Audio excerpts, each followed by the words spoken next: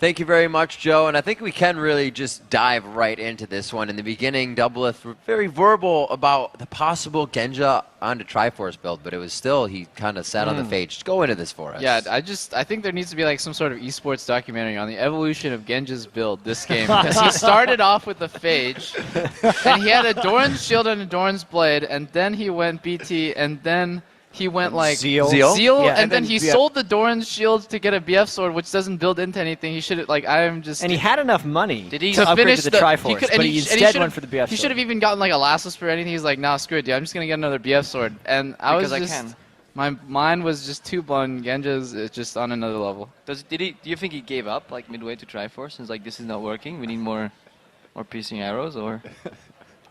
Honestly, I don't try to get inside. I don't want to bash Genja because he might actually have, but it's really hard to see what his intentions were. I have a feeling he just got lost in his build. Because Varus, like a lot of people, yes, Varus is a cost and he will get a lot of those Sheen procs off in theory, but then Varus will stack his passives procs and then pop him with a spell, and then usually he's out of range for Sheen procs.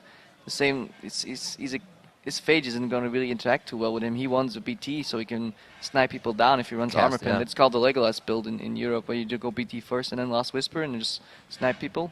Yeah, so I mean, all jokes aside, that money should have gone towards Last Whisper if you wanted more poke. And Trinity Force is a better team fighting item because it gives you so much more mobility as soon as you finish it.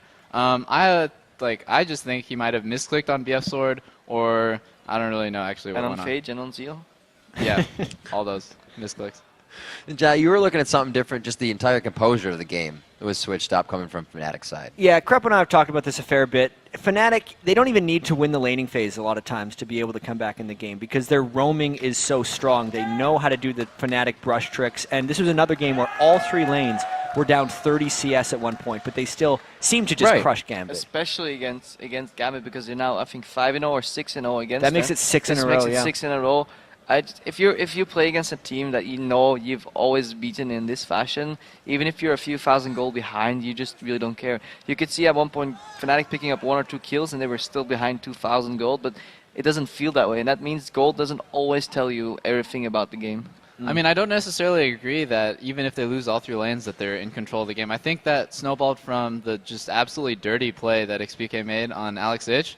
That really turned mid lane around, and you saw XPK make a lot of plays afterwards, you know, like leading his team in the charge of like Dragon making picks, stuff like that. That they still have the confidence even when behind, it just shows you that they're really in the zone right now.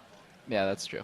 Yeah, I mean, their composition was great, too, for setting up that picks, and they really allowed XPK to succeed. We can see a 17-1-3 disgusting scoreline after that game. It was funny, too, because we were sitting here and we're close to the player rooms, and, of course, Ozone are Fnatic's #1 fans right now because they kept them in the tournament at this point, at the very least. You know, they needed Fnatic to win.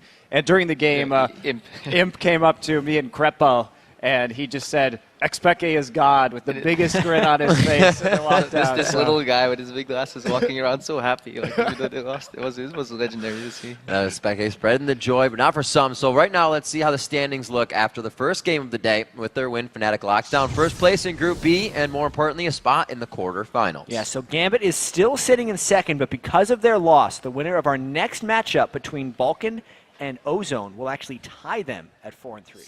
So, guys, y'all